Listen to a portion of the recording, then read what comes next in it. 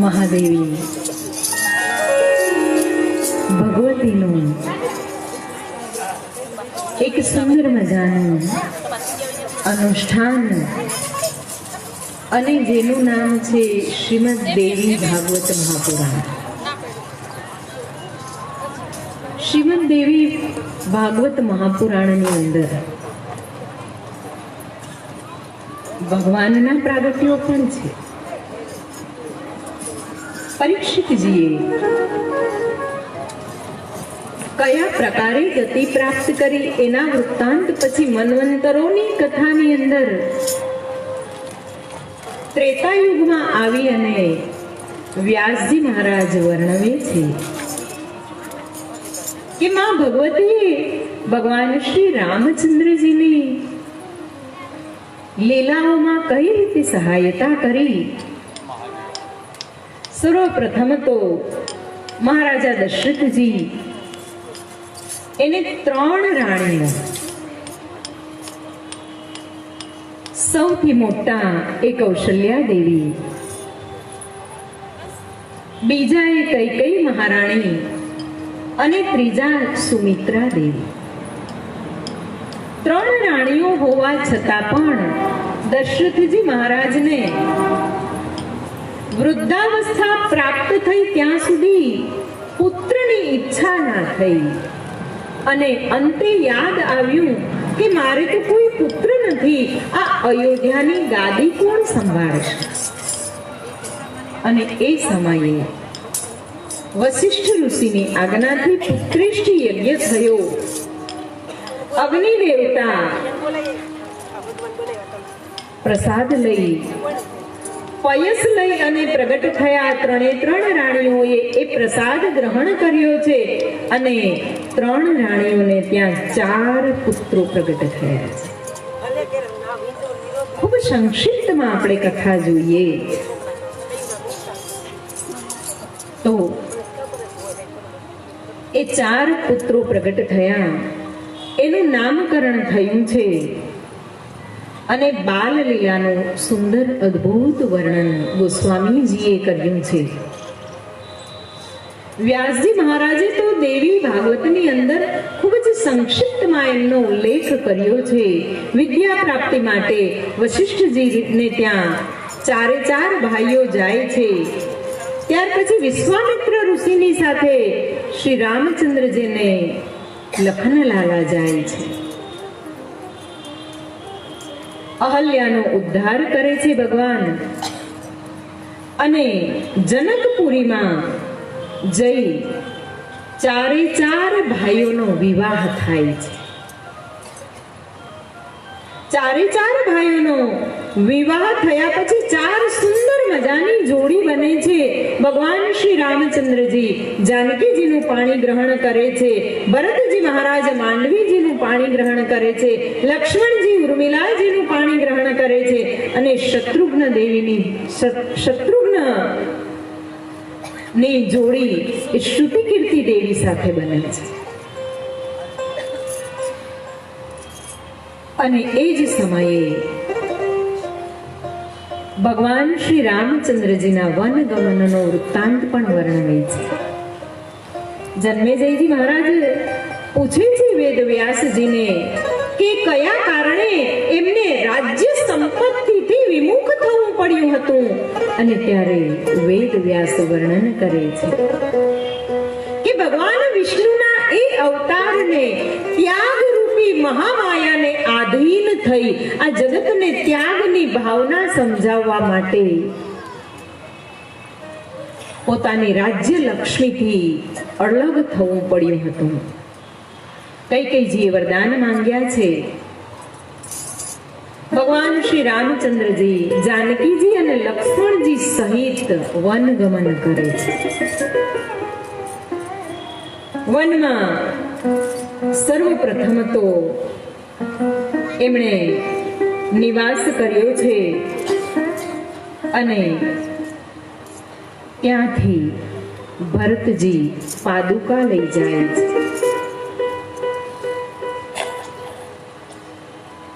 ભગવાન રામચંદ્રજી જાનકીજી અને લક્ષ્મણજીની સહિત ફરીથી પંચવટીમાં નિવાસ કરે છે અને પંચવટીમાં શૂર્પનખા નામની દેવી આવે છે. એ શૂર્પનખા એ તામસિક શક્તિ હતી, રાવણની બહેન હતી. શૂર્પનખા રાવણ કે બહેની દુષ્ટ હૃદય દારુણ જસ અહિની. એના હૃદયની અંદર બદલાની ભાવના 20 રૂપે હળાહળ 20 રૂપે રહેલી હતી. એ શૂર્પનખા, જેને આપણે આપણી તળપદી ભાષામાં શૂર્પંખા કહીએ છીએ, એ શૂર્પંખા પંચવટીની અંદર આવી છે. રુચિર રૂપ ધરી પ્રભુ અહીં આવી. ભગવાનની પાસે રુચિર રૂપ ધરીને આવી છે. જુઓ, બહુ સુંદર કથા છે કે એ પંચવટીની અંદર રાવણે શૂર્પંખાને એટલા માટે રાખી હતી કે એ શૂર્પંખા, તારે આ પંચવટી નામનો જે વિસ્તાર છે એનું ધ્યાન રાખવાનું છે. એ લેડી કમાન્ડો હતી. એ સમયે પણ જુઓ, સમુદ્રની અંદર રાખેલી હતી સિંહિકા નામની એક રાક્ષસીની. દરેક જગ્યાએ ધ્યાન રાખવા માટે લંકા અને લંકાની આજુબાજુનો વિસ્તાર ખૂબ જ વ્યવસ્થિત રીતે રાવણના કબજામાં રહે એ માટે રાવણે ખૂબ વિરાટ રણનીતિનો ઉપયોગ કરેલો હતો.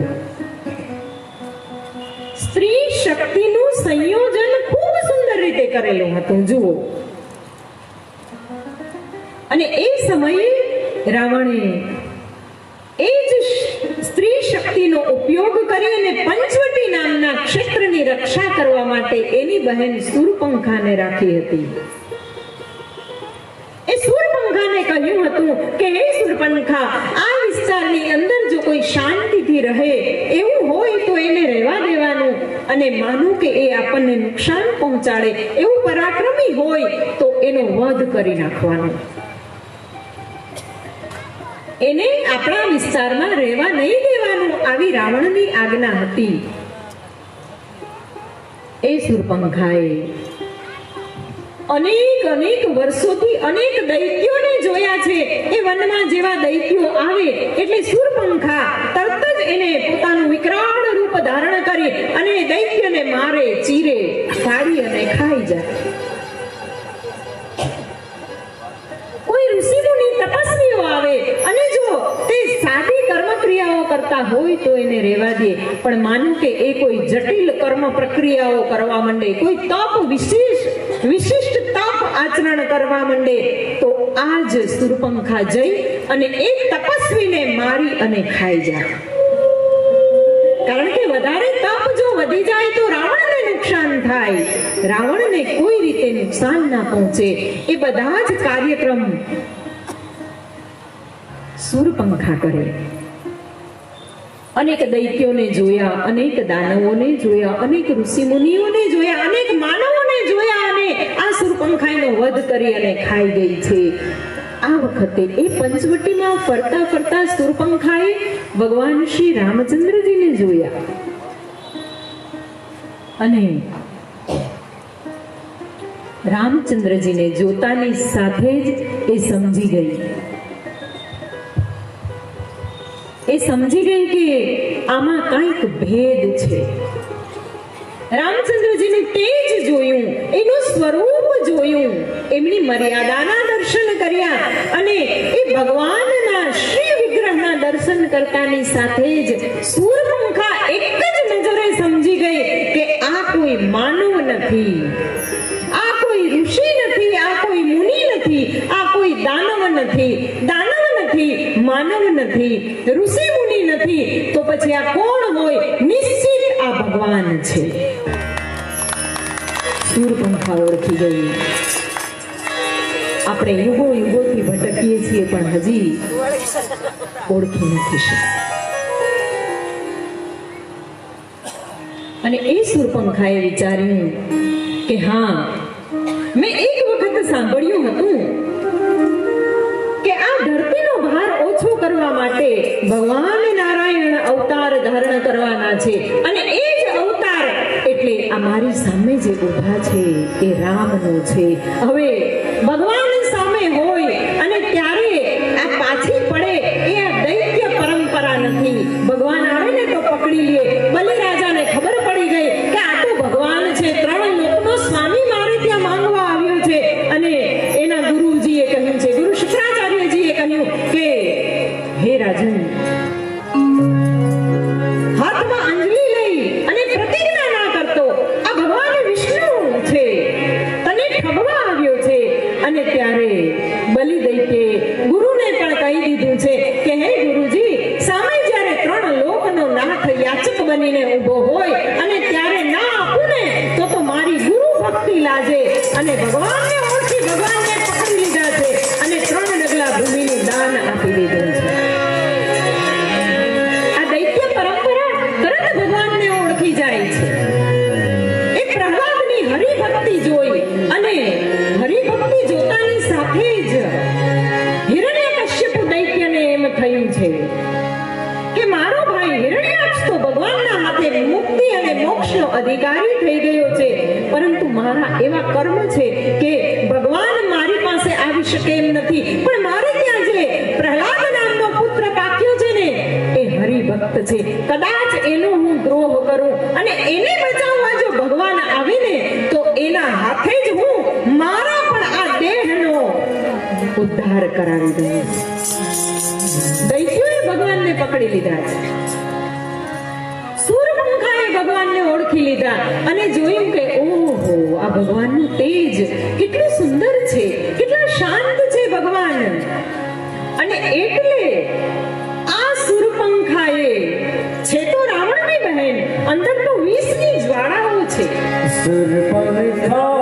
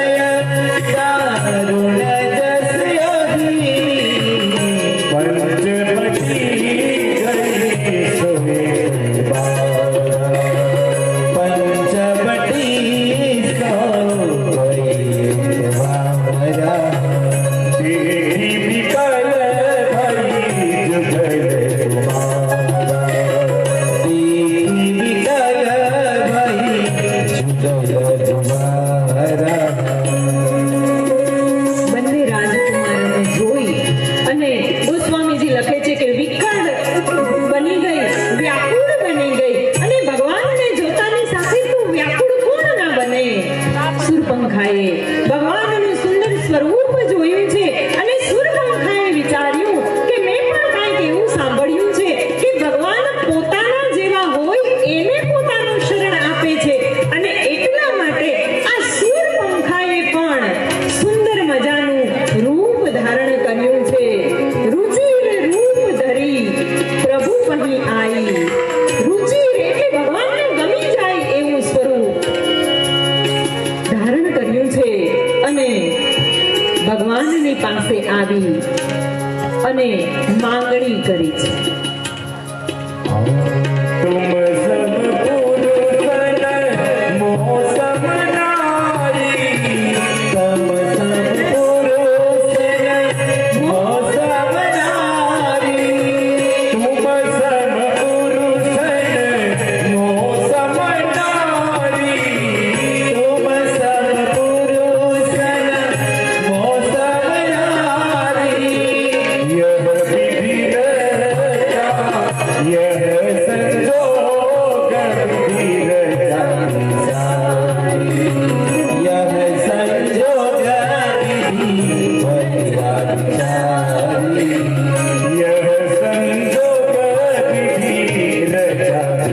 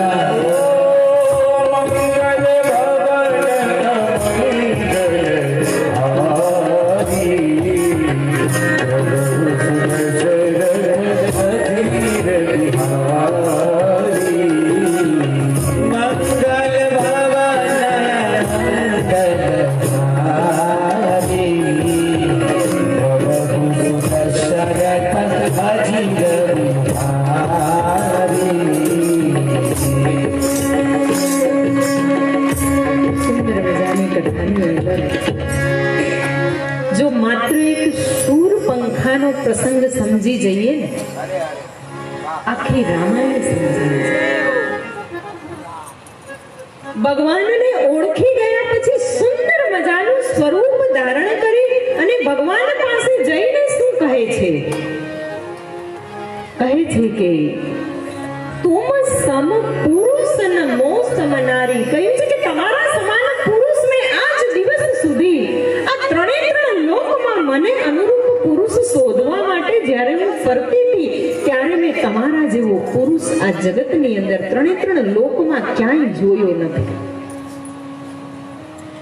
અર્થાત કે શૂરપંખા ભગવાનને કહે છે કે તમે એક જ છો, તમે એક જ બ્રહ્મ છો, તમે અવિનાશી છો, તમે એક જ છો, હું તમને ઓળખી ગઈ છું, એવો સંકેત આપ્યો છે. અને ફરી પાછું ભગવાનની તો ઓળખ આપી શૂરપંખાએ, પણ પોતે પણ કહ્યું કે તુમ સમ પુરુષ ન મોસમ નારી. કહ્યું છે કે મારા જેવી નારીએ હે ભગવાન તમને ક્યાંય જોવા નહીં મળે. કારણ કે તમે તો વન વિચરણ કરી રહ્યા છો, રાજ્ય સંપત્તિને ત્યાગીને ફરી રહ્યા છો. તાપસ વેશ વિશેષ ઉદાસી 14 વર્ષ રામ વનવાસી. તપસ્વીનો વેશ છે, માથે જટાજૂટ છે. પાદુકાને પણ ભરતજી લઈ ગયા છે, અને છતાં પણ હું તમને તમારા તેજથી ઓળખી ગઈ છું. અને ઓળખ્યા પછી તમને પૂછ્યા વગર હું તરત જ તમને શરણાગત થઈ ગઈ છું. અને શૂરપંખાએ કહ્યું છે કે મારા જેવી નારી તરત જ શરણાગતિ નહીં સ્વીકારે, એટલે હે ભગવાન તમે મારો સ્વીકાર કરો. ભગવાન રામચંદ્રજી સમજી જાય છે કે શૂરપંખા મને ઓળખી ગઈ છે, અને ખરેખર આના જેવી કોઈ નારી શક્તિ આ જગતમાં મેં જોઈ નથી કે મેં મારી ઓળખાણ નથી આપી. પોતાની સ્વયં એક દિવ્ય દૃષ્ટિથી ઓળખી અને આત્મનિવેદન કરી દીધું છે. મારે એનો સ્વીકાર કરવો જોઈએ. ભગવાન રામચંદ્રજી શૂરપંખાનો સ્વીકાર કરવાનો વિચારે છે ત્યાં તો ભગવાનના કાનોમાં યુગો યુગોથી તપસ્વીઓ જે ભગવાનને પ્રાપ્ત કરવા માટે તપ કરી રહ્યા છે, કોઈક રામ નામનો મંત્ર લઈ અને હાડકા ગાડી નાખ્યા છે, કોઈકે ઓમ નામનો મંત્ર લઈ અને યુગો યુગો સુધી હાડ પિંજરને ટકાવી રાખી માથે રાફડા વાજી ગયા છે અને ભગવાનને પ્રગટ કરવાની કોશિશ કરે છે. આજ દિવસ સુધી ભગવાન હજી એને દર્શન આપવા માટેની વિચારણા કરી નથી. એનું શું થશે? ભગવાનને એવું લાગ્યું કે જો હું શૂરપંખા શૂર્પણખાનો સ્વીકાર કરીશ તો આ બધા જ ઋષિઓને અન્યાય થશે, તપસ્વીઓને અન્યાય થશે. અને એટલે ભગવાને કહ્યું છે કે હે દેવી, હું તમારો સ્વીકાર નહીં કરી શકું, પરંતુ તમારે જો મારા પાસે રહેવું હોય, મારા સાનિધ્યમાં રહેવું હોય તો મારી સામે જુઓ, ત્યાં મારો ભાઈ લક્ષ્મણ છે. જો એ તમારો સ્વીકાર કરી લે તો પછી તમે અહીંયા રહી શકો છો. ભગવાન તો મર્યાદા પુરુષોત્તમ, મર્યાદા તૂટે એવું એક પણ કાર્ય ના કરી શકે. અને શૂર્પણખા ગઈ છે લક્ષ્મણજી મહારાજ પાસે, લખનલાલા પાસે ગઈ છે. અને લખનલાલા તો શેષનો અવતાર, તરત જ વાત સમજી જાય. શૂર્પણખાએ જઈ અને કહ્યું છે કે મને તમારા મોટા ભાઈ ભગવાન શ્રી રામચંદ્રજીએ મોકલી છે અને મારો સ્વીકાર કરો. લક્ષ્મણજીએ એકવાર તો વિચાર્યું કે ભગવાને મોકલી છે તો જરાક મારે જોવું જોઈએ. પાછળથી શૂર્પણખાએ કહ્યું કે મારો સ્વીકાર કરો. એટલે લખનલાલા તરત જ વિચારવા લાગ્યા છે. શેષનાગ સાવધાન થઈ જાય તરત, એમ અહીંયા લખનજી મહારાજ સાવધાન થઈ ગયા અને વિચાર્યું છે કે જેનો સ્વીકાર ભગવાન શ્રી રામચંદ્રજીએ પોતે ના કર્યો હોય એનો સ્વીકાર મારાથી થોડો કરાય. અને લક્ષ્મણજીએ ના પાડી દીધી છે કે હું સ્વીકાર નહીં કરી શકું. હે દેવી, તમે એ જ ભગવાનની પાસે જાઓ, એ રામની પાસે જાઓ. દેવીએ કહ્યું, શૂર્પણખાએ કહ્યું કે મને અહીંયા મોકલી છે. ત્યારે લક્ષ્મણજીએ કહ્યું કે એ તો કરુણા નિધાન છે, તમે એને જઈને વિનંતી કરો, એ તમારો સ્વીકાર કરી લેશે. અને શૂર્પણખા પાછી ભગવાન પાસે આવે છે. ભગવાન એનો સ્વીકાર કરતા નથી, બહુ વિનંતી કરે છે, સ્વીકાર કરતા નથી. ભગવાન વિચારે છે કે હે દેવી, જો હું તમારો સ્વીકાર કરું ને તો અનેક ઈશ્વરના નામનો અનાદર થાય, મર્યાદા તૂટે છે. એટલે તમે લખનજીને વિનંતી કરો. લખનજી પાસે જાય તો લખનજી કહે છે કે હું ના કરી શકું. આમ અહીંયા જાય, ત્યાં જાય, અહીંયા જાય, ત્યાં જાય. અને ત્યાર પછી એક વખત ભગવાન રામચંદ્રજીની પાસે આવે છે. અને એ જ સમયે કે જ્યારે શૂર્પણખા વિનંતી કરતી હોય છે ભગવાનને કે મારો સ્વીકાર કરો, સ્વીકાર કરો, અને ત્યારે માં જાનકીજી એ પર્ણ કુટીરમાંથી બહાર આવે છે. પર્ણ કુટીરમાંથી જેવા જાનકીજી બહાર આવે છે કે જાનકીજીનું દૈદિપ્યમાન તેજોમય સ્વરૂપ જોઈ અને આ શૂર્પણખા ઝાંખી પડી જાય છે. શૂર્પણખાએ આમ તો રુચિર રૂપ ધર્યું છે, અત્યંત સુંદર રૂપ ધર્યું છે કે જે ભગવાનને ગમી જાય. પણ આવું સુંદર સ્વરૂપ પણ જાનકીજીના એ તપસ્વી વેશની સામે ઝાંખું પડી ગયું. અને શૂર્પણખાએ મનોમન તત્કાલ નક્કી કરી લીધું કે હે પ્રભુ, તમારી પાસે આટલું મોટું દૈદિપ્યમાન તેજ છે તો પછી સ્વાભાવિક છે તમે મારો સ્વીકાર ક્યાંથી કરો. એટલે એ શૂર્પણખાએ એ સુંદર મજાના અદ્ભુત જાનકી નામના તેજને હાનિ પહોંચાડવા માટે એના તરફ એ વિકરાળ રૂપ ધારણ કરીને ગઈ. અને જેની વિકરાળ રૂપ ધારણ કરીને ગઈ છે એટલે શેષનાગ સાવધાન થઈ ગયા, લખનલાલા સાવધાન થઈ ગયા. અને લખનલાલાએ તરત જ થોડા વગરના બાણને છોડ્યું છે અને એ શૂર્પણખાના નાક અને કાનને છેદી અને એ બાણ પાછું આવી ગયું છે. ગોસ્વામી તુલસીદાસજીએ શ્રી રામ કથા બહુ સરળ લાગે છે પણ બહુ અઘરી છે. એની અંદર જુઓ, દોહામાં કંઈક અલગ કહેવાયું છે, છંદમાં કંઈક અલગ કહેવાયું છે, ચોપાઈઓમાં કંઈક અલગ કહ્યું છે, અને સોરઠાઓની અંદર પણ અલગ અલગ ગૂઢ રહસ્યો ભરેલા છે. અદ્ભુત કથા છે. આપણે તો એવું સમજીએ કે નાક અને કાન છેદી નાખ્યા કે જાનકીજી બચી જાય. ના, લક્ષ્મણજી મહારાજે જોયું કે હે દેવી, તમે ભગવાનની શરણાગતિ સ્વીકારી છે, પણ તમારી શરણાગતિ કેવી છે? અધૂરી છે. તમારી ભક્તિ ખરી ભગવાનને આત્મનિવેદન કરવાની, પણ એ ભક્તિ છે ને અધૂરી ભક્તિ છે. કસાયેલી ભક્તિ નથી, તપ કરાયેલી ભક્તિ નથી. તાત્કાલિક જાગી ભક્તિ અને તમે શરણાગત થઈ ગયા, આને કેવી કહેવાય? અધૂરી ભક્તિ કહેવાય. એકદમ તાત્કાલિક વૈરાગ્ય આવે અને વૈરાગ્ય લઈ લઈએ, સંસાર છોડી દઈએ, પછી થોડા દિવસ થાય ને એટલે પાછું સંસારમાં આવવાનું મન થાય. અધૂરી ભક્તિ. એકવાર વિચારી લઈએ કે વહુ આવે ને પછી બધું છોડી દેવું, બધું એને સોંપી દેવું. 2-4 દિવસ સારું વહુના ગુણગાન ગાઈએ અને સોંપીએ દઈએ. મહિનો થાય ને તો કે આને હજી કઈ નથી આવડતું, પાછું લઈ લઈએ. આને અધૂરી ભક્તિ કહેવાય. આને કસાયેલી ભક્તિ ના કહેવાય, આને પૂર્ણ ભક્તિ ના કહેવાય. અને એટલે જ અપૂર્ણ અધૂરી ભક્તિનો સ્વીકાર ભગવાન નથી કરતા. અને અધૂરી અપૂર્ણ ભક્તિનો સ્વીકાર જો આપણે હઠાગ્રહથી કરાવવા જઈએ છીએ ને તો આપણી લજ્જા અને પ્રતિષ્ઠા, નાક અને કાનનું ખંડન થાય છે. લજ્જા અને પ્રતિષ્ઠાનું ખંડન થાય છે. જુઓ, આપણે નાક છે તો લાજ જેવું છે, કંઈક એવું કહીએ ને, નાક છે તને એટલે લાજ છે. અને આ કાન છે ને પ્રતિષ્ઠાનું પ્રતિપાદન કરે છે. અધૂરી ભક્તિ લઈ અને ભગવાન પાસે જો આપણે હઠાગ્રહ કરીએ કે હે ભગવાન, હરોજ શંકરે ટબુડિયું ચડાવ્યું છે, ચોખા ચડાવ્યા, ને સવારે આપણે નક્કી કર્યું ને કયા ચોખા. આટલા વખતથી ભક્તિ કરીએ છીએ ને તું અમારી સામે જોતો નથી, આમાં હજી અમારો આરો આવતો નથી. પણ ભોળિયો એમ ના જોવે ભાઈ, આ તો અધૂરી ભક્તિ છે. આપણી લજ્જા અને પ્રતિષ્ઠાનું ખંડન થાય. આખી દુનિયા વાત કરે કે બહુ ભગતડી થઈને ફરે છે, જો જોઈએ હજી તો આમ છે. એ ભક્તિ રે કરવી રાત થઈ રે ઉરે મેનવો અંતરનો અભિમાનજી.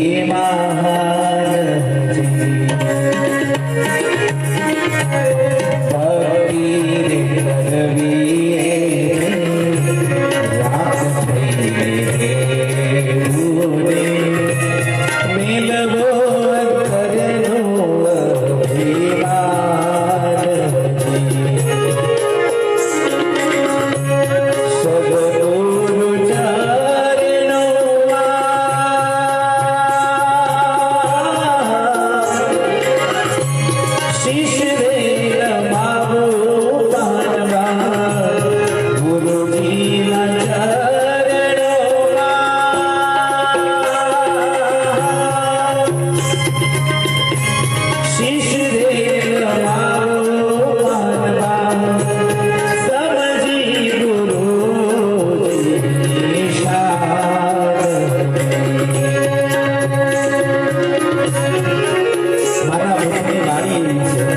એટલે અંદરથી ન ગાવું હોય તો ગવાઈ જાય છે. અરે હરે જાતિ પણ છોડીને આવું જાતિ પારવા કાઢવો વરણનો વિકાર. દોષની અમરુન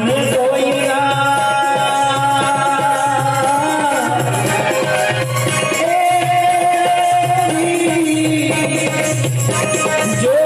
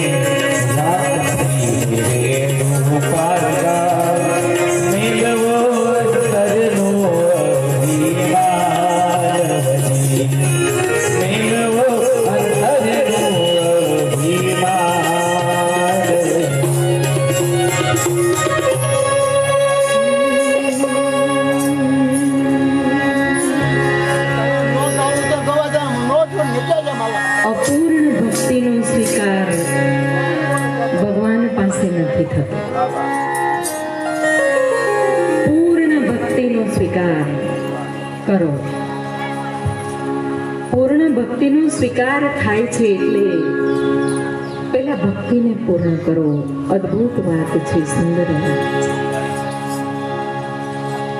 નાક અને કાનનું ખંડન થાય છે. રાવણ પાસે જઈ અને સુરપંખા કહે છે કે તું તો અહીંયા આનંદ અને પ્રમાદમાં ડૂબેલો છે, પણ ત્યાં ભગવાનનો અવતાર આવી ગયો છે. એની પાસે એક સુંદર મજાની તપસ્વીની નારી છે, તેજનો પુંજ છે, અને એ તેજના પુંજના લીધે ભગવાને મારો અસ્વીકાર કર્યો અને રાવણના મગજમાં એ વાત બેસી ગઈ કે એની પાસે એક તેજનો પુંજ છે, એનો મતલબ કે એક મુક્તિ શક્તિ છે, એનું હરણ કરી આવવા દે. અને રાવણ જાનકીજીનું હરણ કરીને આવે છે.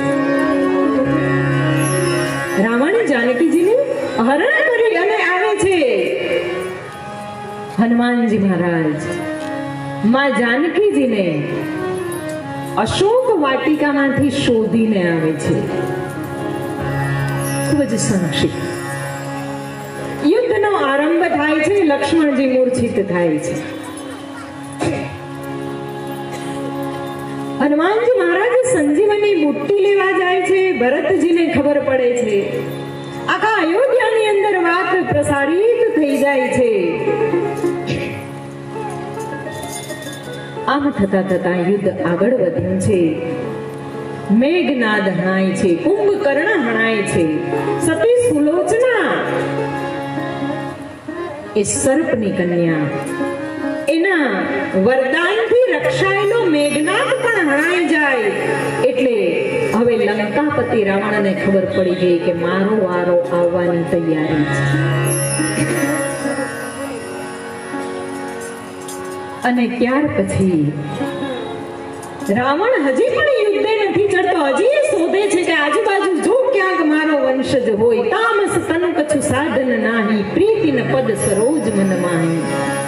ક્યાં તામસ દેહ છે અને ભગવાનના ચરણોમાં જવા માટે, ભક્તિ કરવા માટે એની પાસે કોઈ સાધન નથી.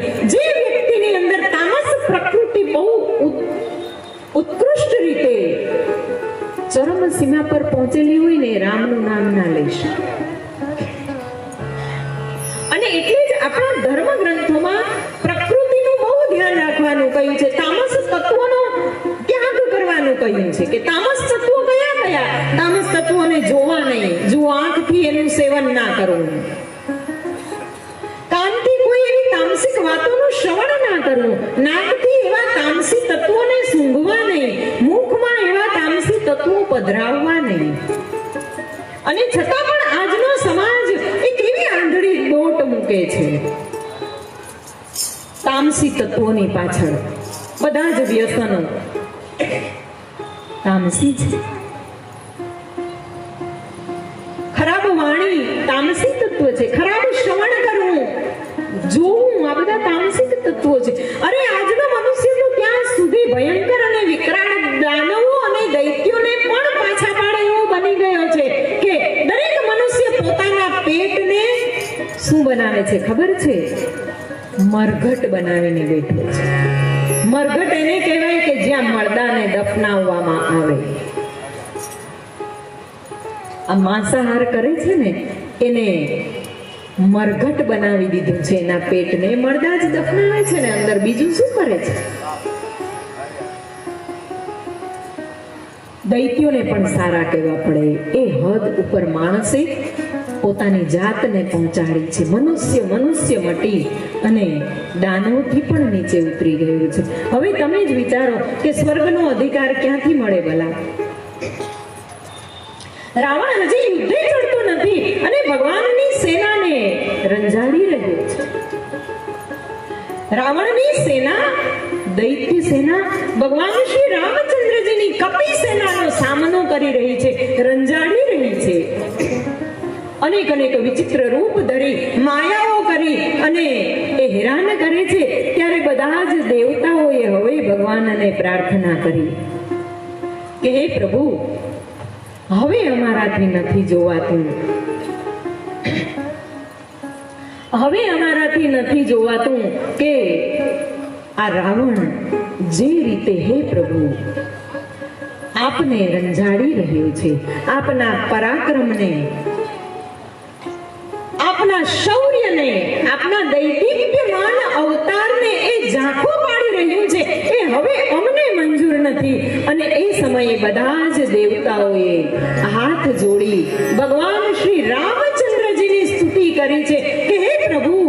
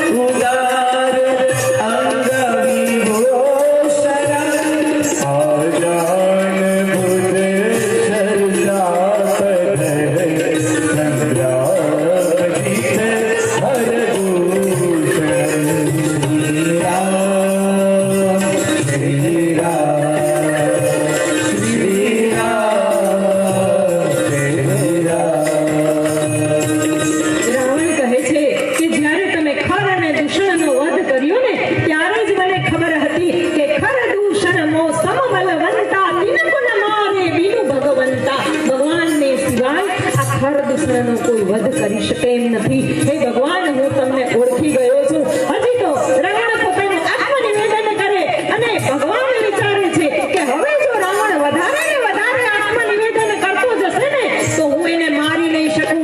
ભગવાને તરત જ પોતાનું બાણ હાથમાં ધારણ કર્યું છે. એ સારંગ ધનુષ્યમાંથી એક સાથે 31 બાણ છોડ્યા છે. 10 બાણથી 10 મસ્તકનું હરણ થયું છે. 20 બાણથી રાવણની 20 ભુજાઓ છેદાઈ ગઈ છે અને 31નું એક બાણ રાવણની નાભી કુંડને એમાં રહેલા અમૃતને શોષી લીધું છે અને રાવણનું તેજ રામમાં એકાકાર થઈ ગયું છે. બોલો શિવ!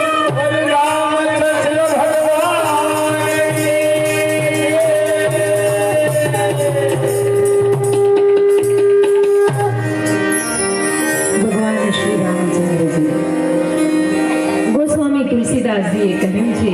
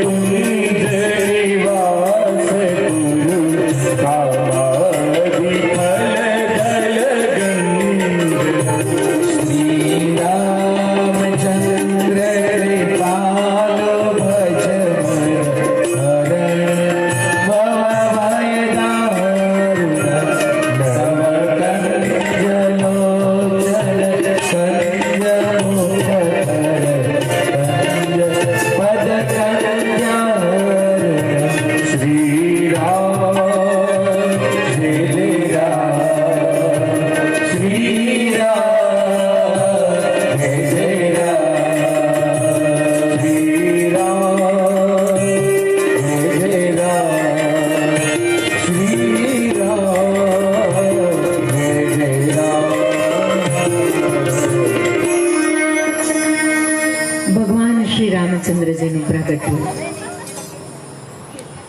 મર્યાદા પુરુષોત્તમ. એ જ જન્મેજયજી બહેનોને વિનંતી કે હમણાં જ કૃષ્ણ જન્મ થાય છે, એક થોડીક વાર માટે ભગવાન શ્રી રામચંદ્રજીનું પૂજન થયું છે. જન્મેજયજી મહારાજે વેદ વ્યાસજીને કહ્યું કે સૂર્યવંશનું અદ્ભુત વર્ણન મેં તમારા મુખેથી શ્રવણ કર્યું. ચંદ્રવંશનું વર્ણન આપ અમને જણાવો. અને દેવકીજીના 8મા ગર્ભમાં રહેલા એ ભગવાન શ્રી કૃષ્ણ કે જેની સાથે અષ્ટભુજાળી માયાદેવીએ પ્રગટ થવું પડ્યું હતું, એ કથા તમે અમને જણાવો. અને એ સમયે ભગવાન દ્વાપર યુગની વાત જણાવે છે. એ દ્વાપર યુગની અંદર પુનઃ રાક્ષસોનો ભાર આ ધરા ઉપર વધ્યો અને એવા સમયે ભગવાને આ ધરાતલ પર અવતરિત થવાનું નક્કી કર્યું. અને આમે આપણને બધાને ખબર છે કે યદા યદા જ્યારે બધાને યાદ જ છે ને, જ્યારે આ ભૂમિ ઉપર ભાર વધે છે,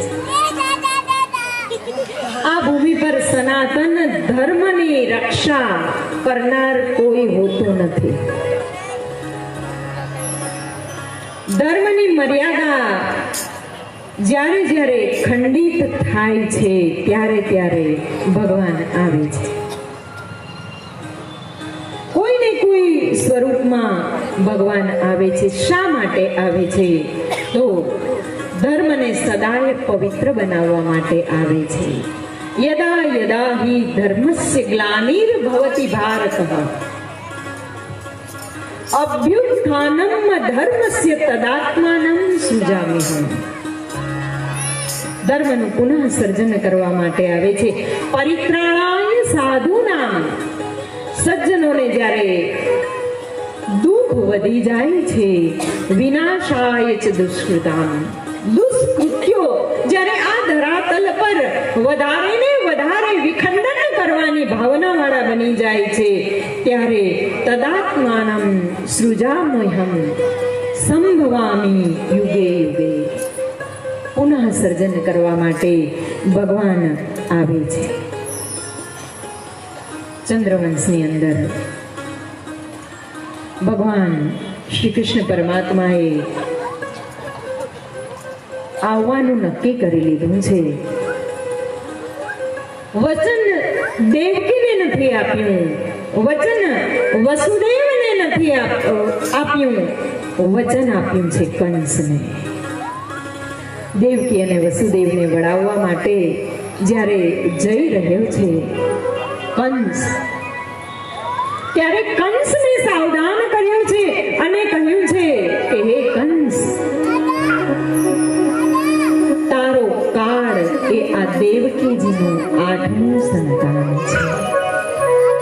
અને કંસે તરત જ પોતાનો કાળ આવ્યો એમ જાણી તલવાર હાથમાં લઈ લીધી છે. ખુલ્લી તલવાર દેવકીજીના કેશ પકડ્યા છે અને દેવકીજીના કેશ પકડી અને દેવકીજીને મારવા માટે આગળ વધે છે. ત્યાં તો વસુદેવ કંસના પગ પકડી અને કહે છે કે હે કંસ, આ દેવકીને મારવાથી કઈ નહીં વળે. તું આ દેવકીને મારવાનું, સ્ત્રી હત્યાનું પાપ શા માટે લે છે? તું એક કામ કર કે અમને છોડી દે. આ દેવકીનું 8મું સંતાન પ્રગટ થશે ને એ હું તારા હવાલે કરી દઈશ. આમ 8મું સંતાન નહીં, વસુદેવજી દેવકીજીના દરેકે દરેક સંતાનને કંસના હાથમાં આપી દે છે. કંસ કારાગૃહમાં લઈ જાય છે. ભક્તોને નમ્ર વિનંતી કે આ નાનકડા આપણા રઘુનંદનને, બાલ ગોપાલને વ્યાસપીઠ પરથી નીચે લઈ જાય.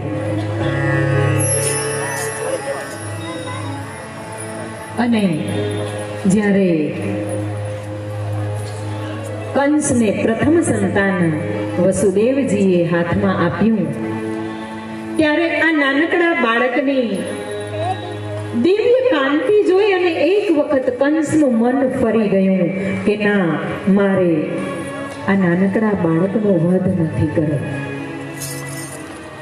અને એ સમયે નારદજી પ્રેરિત કરે છે કે હે કંસ, તું આ ભૂલ ના કર. આ તો માયાવી છે, વિષ્ણુ માયાવી છે. બની શકે કે આ વિષ્ણુ ભગવાન શ્રી કૃષ્ણનું પ્રાગટ્ય થાય ત્યાર પછી બહેનોને વિનંતી કે જે કંઈ એમને કરવું છે ધર્મ કાર્ય માટે એ કરે. 2 જ મિનિટમાં ભગવાનનું પ્રાગટ્ય થાય. એક થોડીક શાંતિ રાખો, કારણ કે ભગવાન જ્યારે પ્રગટે છે ને ત્યારે એમને નથી પ્રગટતા. હવે જો વચ્ચે વાત આવી ને તો ભગવાનને વિનંતી કરવી પડશે. ભગવાન શ્રી કૃષ્ણને વિનંતી કરો, ભાઈ આવે.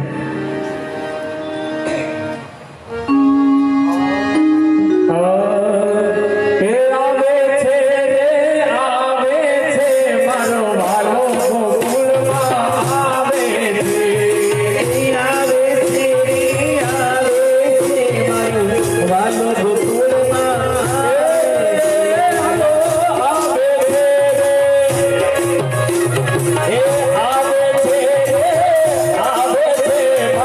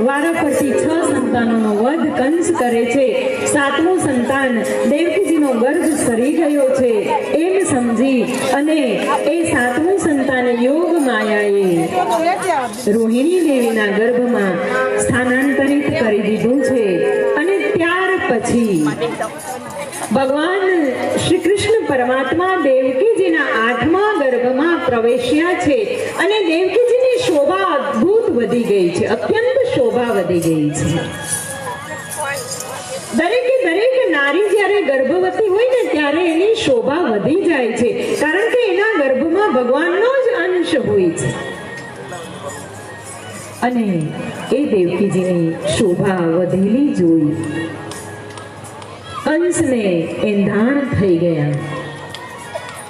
દ્વારપાલોને પણ ખબર પડી ગઈ કે હવે આઠમું સંતાન એ ભગવાન આવશે. દ્વારપાલોએ બે હાથ જોડી અને વિનંતી કરી છે કે હે પ્રભુ, તમે જ્યારે આ ધરાતલ પર અવતરિત થાવ ને ત્યારે અમારું શરીર ગુલામ છે આ કંસનું, પણ અમે તમારા દર્શન કરવા ઈચ્છીએ છીએ. અમારી મનોવૃત્તિ, અમારી ઈચ્છા એ કંસની ગુલામ નથી. તમે અમને દર્શન આપજો. અને એટલે જ વસુદેવજી મહારાજ કરંડિયામાં જ્યારે ભગવાનને લઈ જાય છે ત્યારે બધા જ દ્વારપાલો બેહોશ થઈને પડ્યા હતા, પણ આંખ ખુલ્લી હતી. ભગવાનના દર્શન કર્યા છે.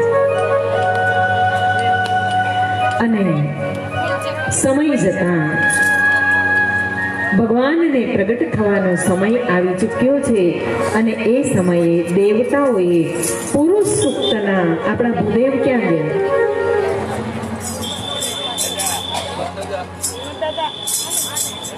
પુરુષ સૂક્તના પાઠ વડે, પુરુષ સૂક્તની રીચાઓ વડે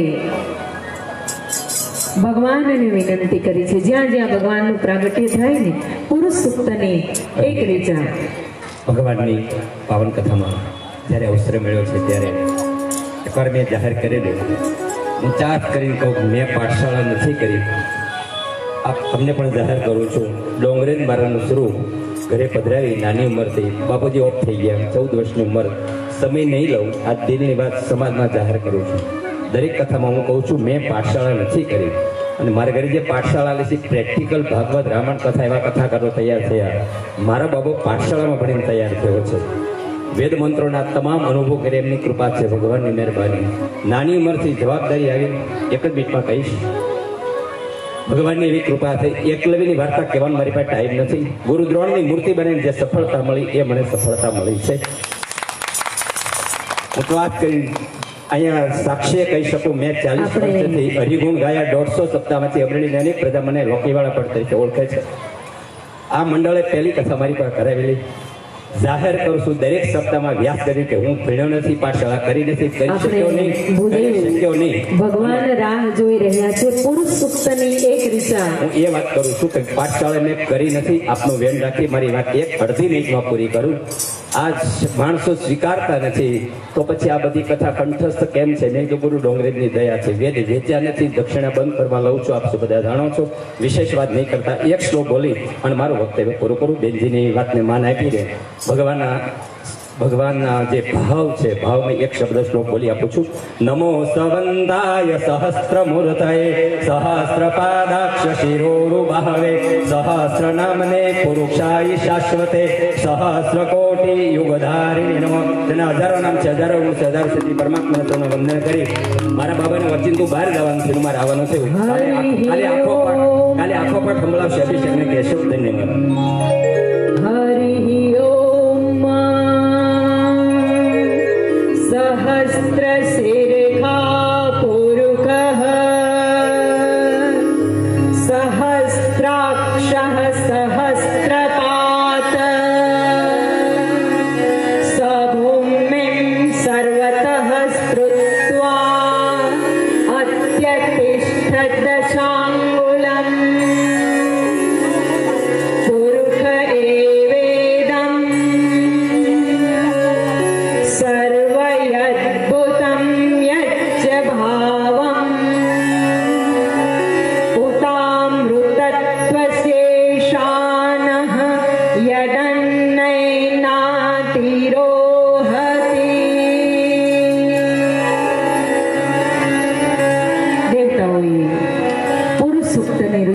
વડે ભગવાનની પ્રાર્થના કરી છે અને એ ભગવાન દેવકીજીના કુખેથી સર્વપ્રથમ તો જેલની અંદર પ્રગટ થાય છે. જુઓ ભગવાનની યાત્રા કેવી, જેલથી મહેલ તરફ. અને આપણી યાત્રા કેવી, મહેલથી જેલ તરફ. જો જેલ એટલે ઓલી સળિયાવાળી નહીં, આપણે મહેલમાં જન્મ્યા છીએ, મુક્ત જન્મ્યા, પણ આપણે પછી પાછળની જિંદગી કેવી હોય, જેલ જેવી હોય ને. હાથ પગ ચાલે નહીં, ક્યાંય જઈ શકાય નહીં. એમાં છોકરાઓ તો કાઢતા હોય ઘણે કે જા ક્યાંક જા માં, ક્યાંક જા ઘરમાં પડી છું, ક્યાંક જા. પણ શક્તિ નથી ને. માં ભગવતીની કૃપા ઉઠી ગઈ છે. માં ભગવતીની કૃપા પહેલી ગોઠણ ઉપરથી ઉઠે અને ત્યાર પછી ધીરે ધીરે બધેથી ઉઠે. આંખ નબળી પડે, કાન નબળા પડે, હૃદય નબળું પડે, પેનક્રિયાસ નબળું પડે એટલે ડાયાબિટીસ થાય. આમ ભગવાનની યાત્રા જેલથી મહેલ તરફની, જ્યારે આપણી યાત્રા, મનુષ્યોની યાત્રા મહેલથી જેલ તરફની. ભગવાન સર્વપ્રથમ તો જેલની અંદર પ્રગટ થયા છે અને એ જ શંખ ચક્ર ગદા પદ્મ ધારણ કરેલું રૂપ ભગવાને સર્વપ્રથમ તો અહીંયા ધ્યાન આપો ભાઈઓ. એ જ ભગવાન જ્યારે પ્રગટ થાય છે ત્યારે સર્વપ્રથમ દેવકીજીને કયું રૂપ દર્શાવ્યું છે? એ શંખ ચક્ર ગદા પદ્મ ધારણ કરેલું રૂપ છે કે ભગવાનના હૃદયમાં શ્રી વત્સનું ચિહ્ન છે.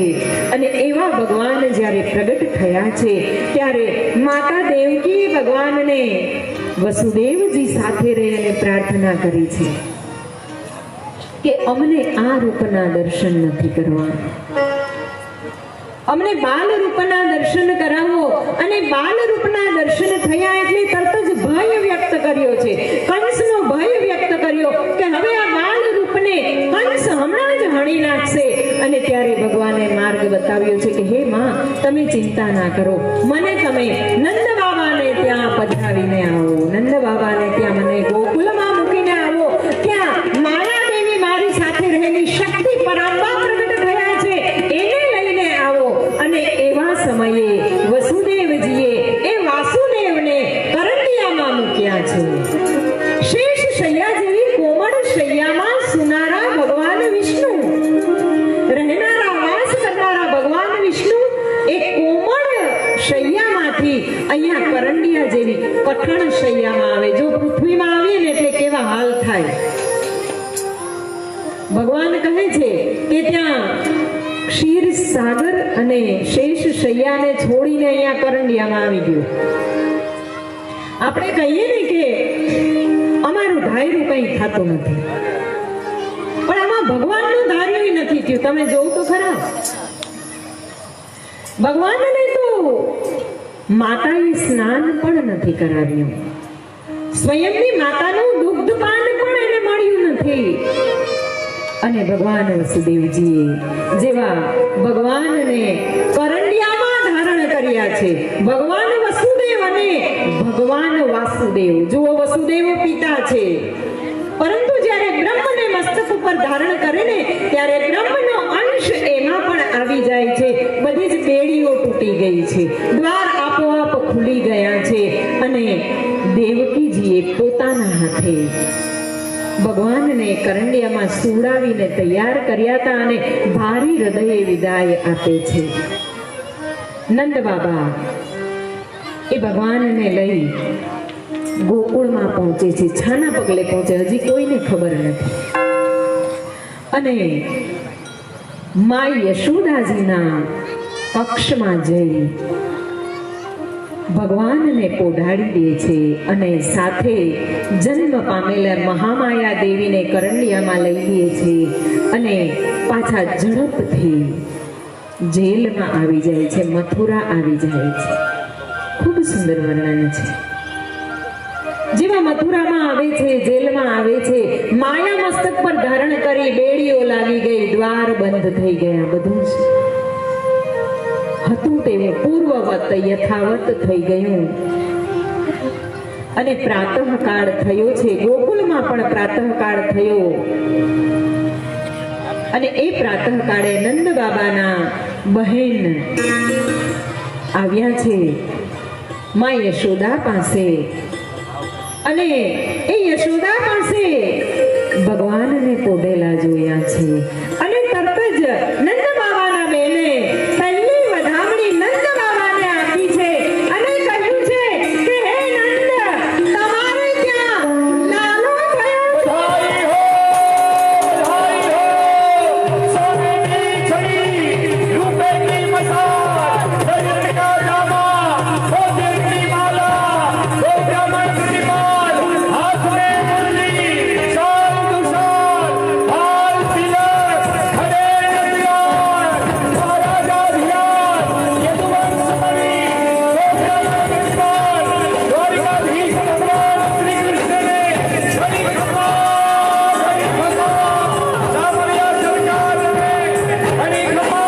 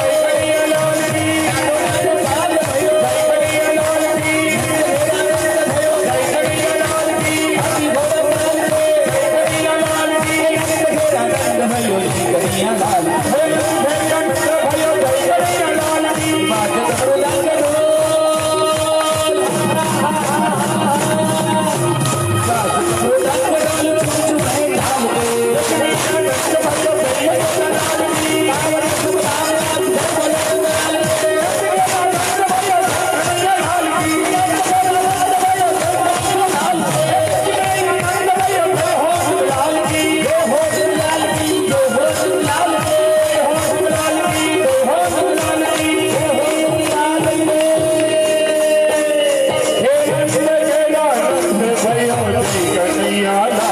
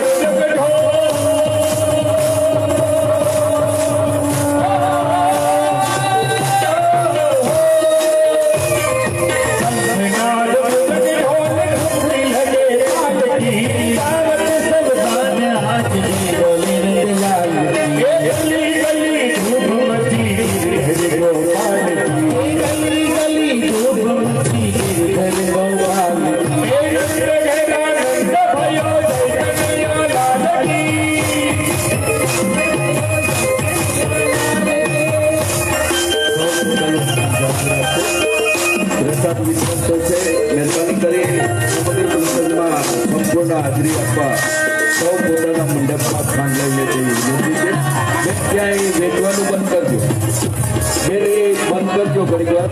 બધા પોતાનું સ્થાન લઈને મંડપમાં આવો સરસ અવસર આપણે સૌ સાથે મળી માણીએ છીએ.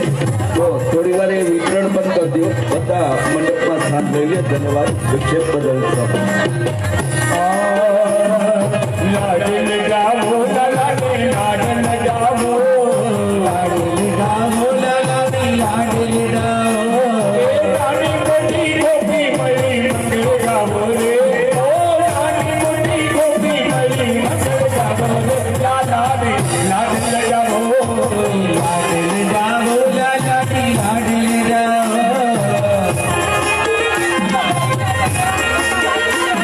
એવા કડિયા માર બોલી આંજણિયા વાકડિયા માર બોલી આંજણિયા વાલે ટપકું કરીને મારી મારી જાતો વાલે ટપકું કરીને મારી મારી જાતો નાનકડું માથે મોર પીછ લગાવો નાનકડું માથે મોર પીછ લગાવો યાદ લગાવો લાડ લગાવો લાલારી લાડ લગાવો લાડ લગાવો લાલારી લાડ લગાવો